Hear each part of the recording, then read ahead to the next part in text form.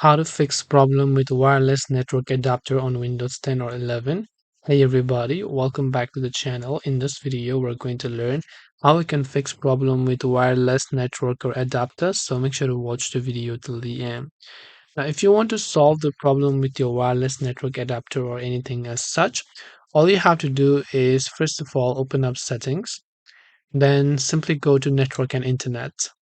Then over here, scroll down to advanced network settings. After you do that, go to network reset. Then here, just click on the reset now option to reset all of your network settings. This might take a couple of seconds or minutes sometimes. Then you just want to be patient and it will restart your device automatically.